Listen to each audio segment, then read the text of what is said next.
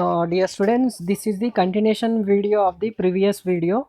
By some technical issue, video has been stopped. Okay, we were discussing about full value of consideration. So, in case of full value of consideration, general assets we will take cash or kind. I have explained. Then, in case of land, building, or both, stamp duty value will be considered for the purpose of calculation of full value of consideration.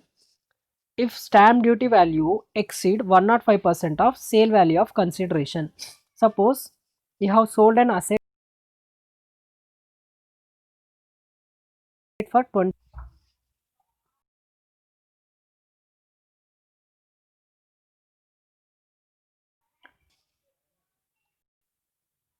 30 lakhs. Stamp 30 lakhs. Sale value of consideration equals to 20 lakhs. Stamp duty value equals to 30 lakhs. Then we will first calculate 105% of sale value of consideration, means 20 lakhs into 105% you do, or add a 5%. It will be 20 means 21 lakhs it seems. Okay,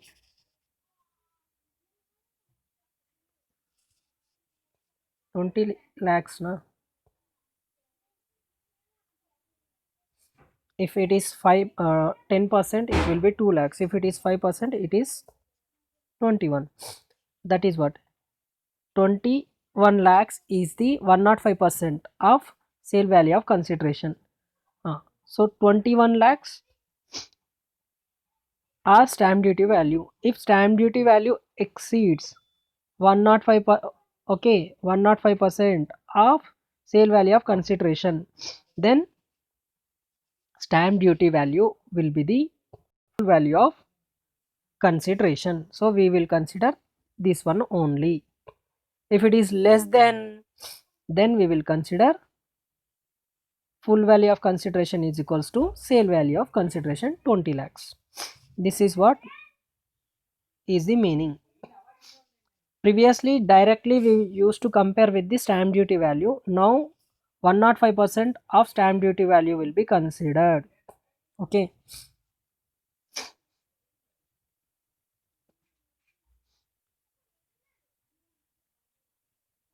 Next, in case of shares 50CA will be applicable. Fair market value, okay, of shares will be considered, or sale value, whichever is higher will be full value of consideration.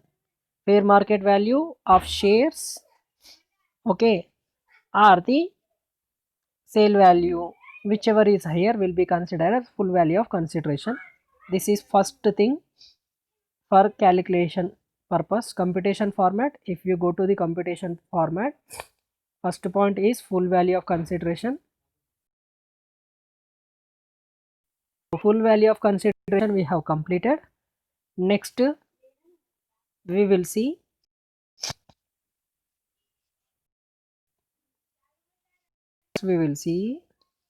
the transfer expenses.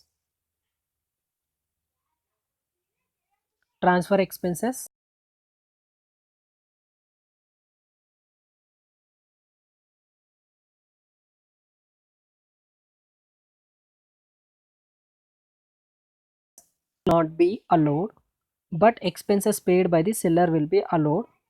If it is given in the cash, actual selling expenses we will take.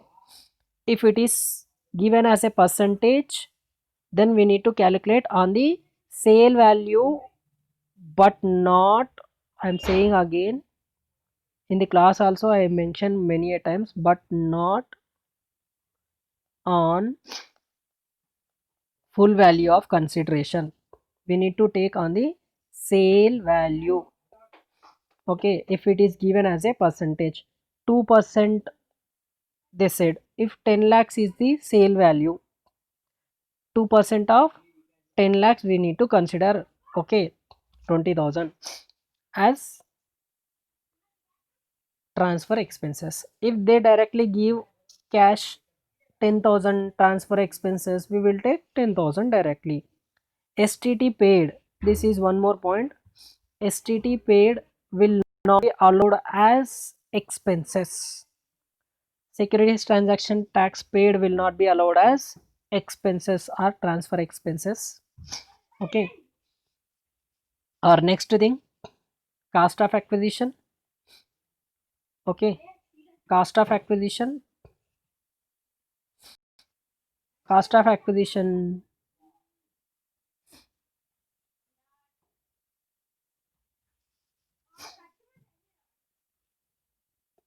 When capital asset is self acquired, खुद ने purchase करा. If it is before 1/4/2001, okay, before 1/4/2001, cost of previous, okay, sorry, cost of purchase, COP, cost of purchase or fair market value on 1/4/2001, whichever is higher will be considered as cost of acquisition. If it is on or after 1/4/2001, cost of purchase will be considered as cost of purchase will be considered as cost of acquisition. In case of self acquired, खुद ने purchase करे. When capital asset is acquired as gift under will or by inheritance or any other mode, if it is acquired before 1/4/2001, cost to previous owner or fair market value, whichever is higher. As I said in the earlier example, Ramaya and Bhimaya, okay, whatever the asset value purchased by the previous owner, Mr. Ramaya, that will be considered or the fair market value on 1/4/2001. If it is acquired before, if it is acquired after 1/4/2001, cost to previous owner, whatever, because present owner has taken as what, gift under will or by inheritance or any other mode. इन्होंने तो एक भी रुपए नहीं दिए, बीमैया पापा का था, पापा ने बेटे को दे दिया, तो पापा ने कितने पे खरीदे वही बेटे के लिए भी कास्ट होगा. That is what the meaning here. Okay. Next, in case of shares, in case of shares, in case of shares, in case of original shares, if it is before 1/4/2001, cost of purchase or fair market value, whichever is higher will be considered. If it is after 1/4/2001, cost of purchase of shares will be considered as cost of acquisition. In case of bonus shares, in case of bonus shares, before 1/4/2001, fair market value will be considered. After 1/4/2001, nil, because bonus shares are issued at free of cost. But before, if bonus shares are acquired 1/4/2001, there will be one thing called fair market value. So fair market value will be considered for the purpose of cost of acquisition. In case of rights shares, actual cost of purchase, shares acquired in relinquishment, cost paid to the renouncer. Okay.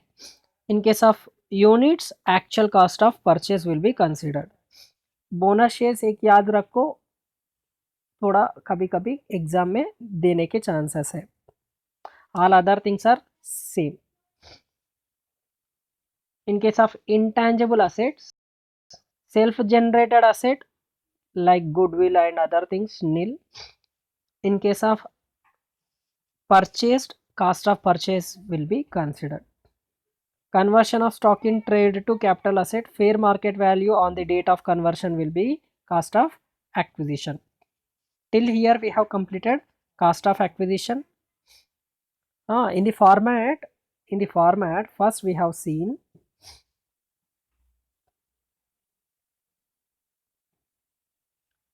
full value of consideration, then transfer expenses, automatically you will get net consideration, then cost of acquisition, then cost of improvement. Next we are going to do, then I'll tell how to do indexation. There ends the our provisions. Actually, because of some technical issue, this is the second part of the video. Otherwise, total video would have been in one. So cost of acquisition we have completed. Next, see the cost of improvement. Cost of improvement. Cost of improvement, where cost of improvement made by the assessee or previous owner, both are allowed.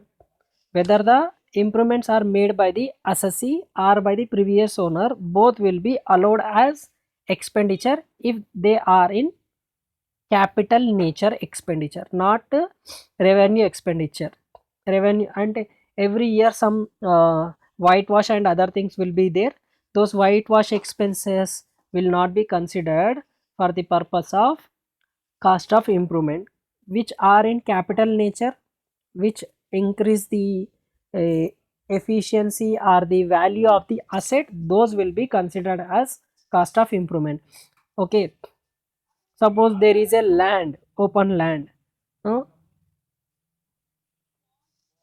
surrounding you have made a what we call uh, wall. Okay, to that open land you have made a uh, wall. That expenditure will be considered as capital expenditure. Suppose you have two-floor building, you have made another floor, that is cost of improvement. Okay, or you have added one uh, more room. Okay, that will be considered as cost of improvement. Okay, if improvements are made before 1/4/2001, then consider it as nil. If it is after 1/4/2001, if it is after 1/4/2001, actual cost of improvement will be considered as cost of improvement. That's it. This is about cost of improvement. So next, okay, I'll tell one thing. Now we have studied about full value of consideration, that is short term capital gain. You see once, full value of consideration, how to take transfer expenses, then you will get net consideration, cost of acquisition, cost of improvement, you will get capital gain before exemptions. From capital gain before exemptions, if you did exemptions, then you will get short term capital gain. So now we have understood how to calculate short term capital gain. Next we will see the full value of consideration, already seen. Transfer expenses is also question we will know. Now we have to see indexed cost of acquisition and indexed cost of improvement. If you know these two, then you will get long term capital gain. From long term capital gain, if you deduct the exemptions, you will get long term capital gain taxable, or taxable long term capital gain. So let us see how to do indexation. This is revision video boss, that is why I am doing bit faster, but I am taking time where you need to explain more. I am explaining that part. clearly. So indexed cost of acquisition, indexed cost of acquisition, that is what we are seeing now. Indexed cost of acquisition in case of self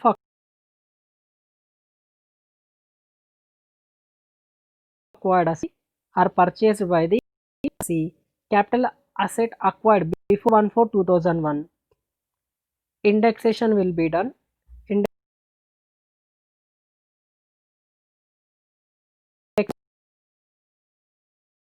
C by 100.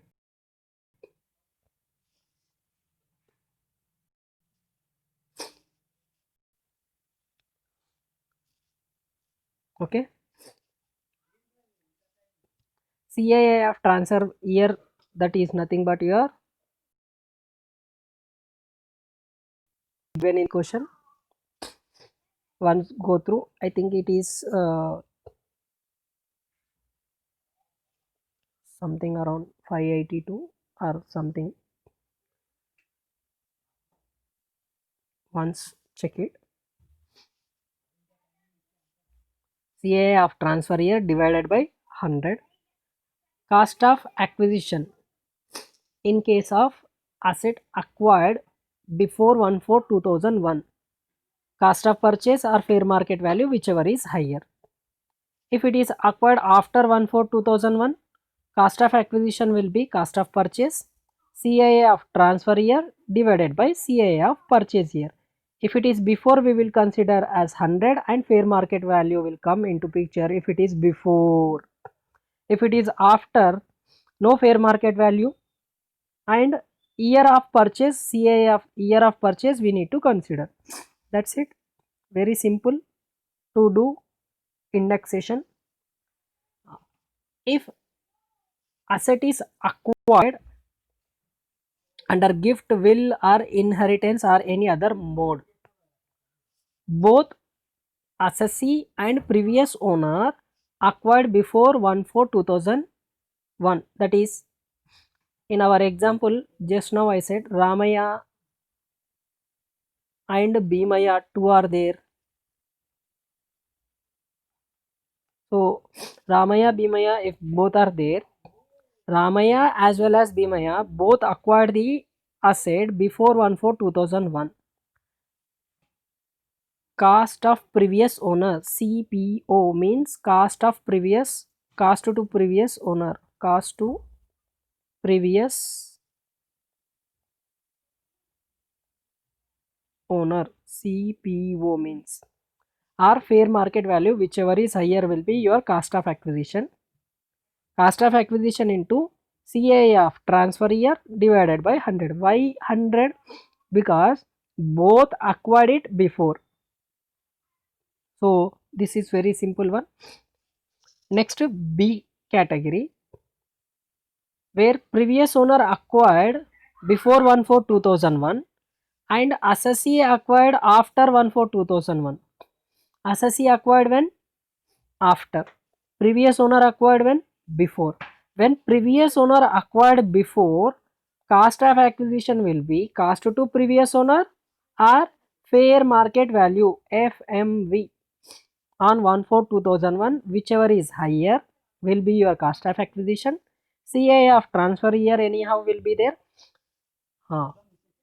When present owner acquired after 1/4/2001, suppose 2003 he has acquired, so we need to consider 2003 previous year CII, previous year in which assessee acquired the asset first time.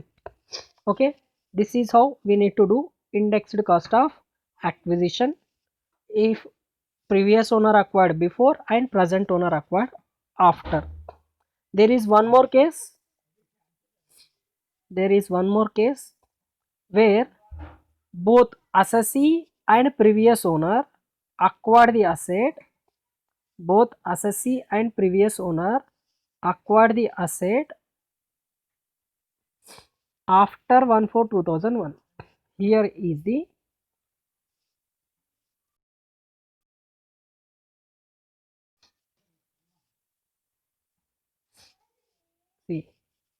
both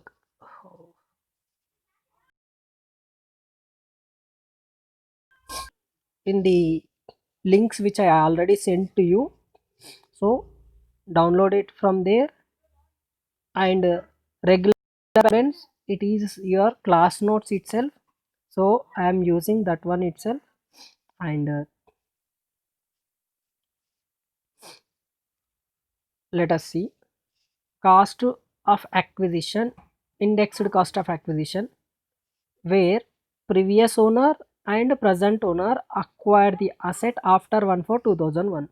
CI COA cost of acquisition, cost हमने कुछ खरीदे क्या? नहीं, रामैया ने दिया किसे? बीमैया को। तो बीमैया का कास्ट क्या होता? जो रामैया का है वही, पप्पा का जो कास्ट है वही लेना है। हाँ, CAA transfer year, CAA of the year in which present owner acquired. Here no fair market value because it is acquired after 1/4/2001. Fair market value comes when it is acquired before, whether by previous owner or by the assessee. Sir, next indexed cost of improvement.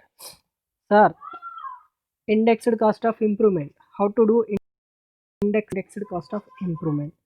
Indexed cost of improvement,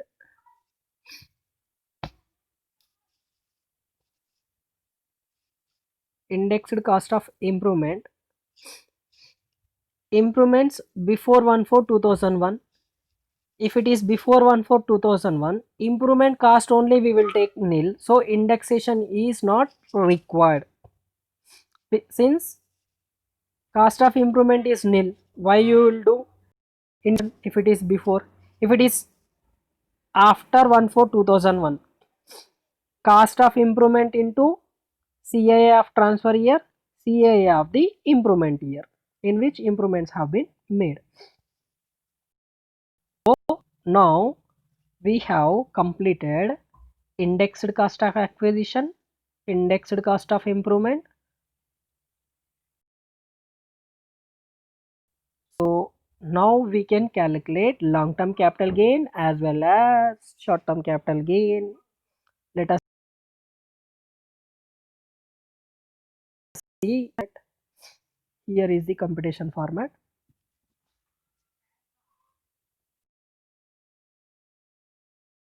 Let's transfer expenses,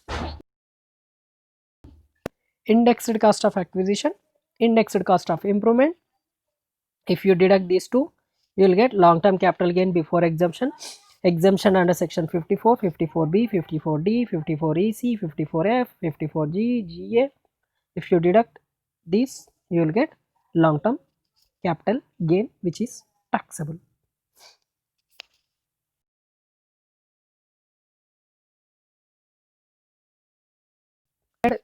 Things we are discussing. So there is a new provision, entirely new thing to the back for regular students. There is no problem. For backlog students, there is new section called long term capital gain under section 112A that we need to see. Before that, one more important thing, advance money forfeited. Advance money forfeited by previous owner will not be considered for calculation of capital gain. Okay, advance money forfeited by the assessee only will be considered if it is before 1/4/2014. Deduct from cost of acquisition. Please remember, if it is before 1/4/2014, deduct it from cost of acquisition. Okay, while calculating cost of acquisition, we need to deduct. If it is after 1/4/2014, treat it as income from other sources. Please, this point will come in the next chapter also. income from other sources. So advance money forfeited. Suppose you want to sell a house property but couldn't made the sale, also couldn't sell the house, and whatever advance you have received not returned, you have forfeited that one. Okay, I have explained story about this also in the class. Now it is revision class, so I will not explain entire story. If it is before 1/4/2014, deduct it from cost of acquisition. If it is after 1/4/2014, income from other sources. It will be given as a point in the long question. Please remember this point. And here comes the our last but not least and important concept: computation of long term capital gain under section 112A. When we need to calculate, how to calculate, there are some theory points relating to it. Okay, a quick revision I'll give. Section 112A, long term capital gain on transfer of securities in a recognized stock exchange. Read with section 1038.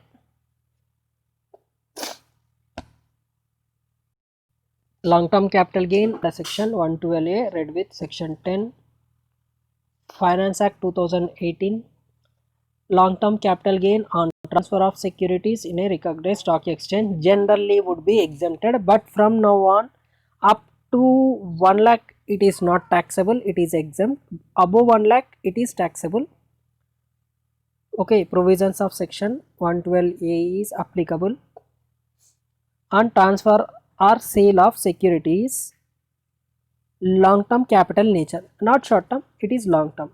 If it is short term, 111A will attract 15% wala. Okay, affected on or after 1/4/2018, then only provision applicable.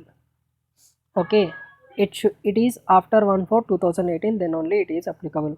Securities must be shares or equity oriented fund or equity oriented units of equity oriented,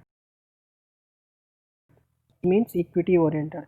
In case of shares, STT should be paid both at the time of sale and at the time of purchase.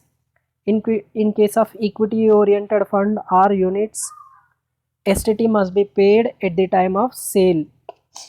If STT is not paid on transfer of securities, provisions of section 112A is not applicable. Then how it will be calculated? It will be calculated as long term capital gain under section 112 at the rate 20%. Long term capital gain is taxable under section 112A at the rate 10% on the amount exceeding 1 lakh without any indexation. Indexation benefit will not be given. Okay, these are the points you need to remember. If STT is not paid, will be covered under long term capital gain under section 112. If STT is paid, in case of shares at the time of both purchase and sale, in case of units or equity oriented fund at the time of sale, it must be paid. Then only these provisions will be applicable, and it is only for securities. These are the provisions. Okay,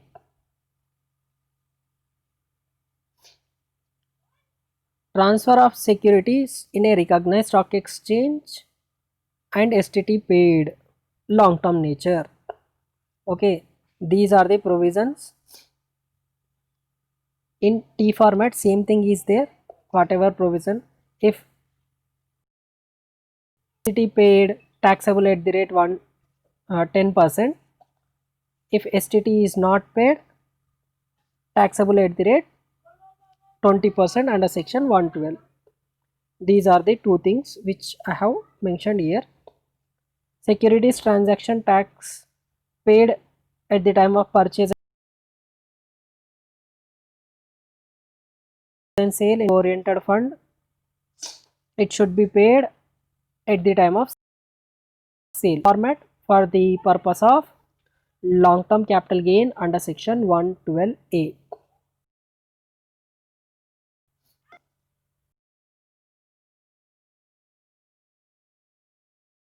plus amount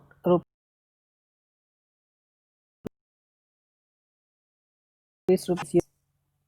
Then transfer expenses, net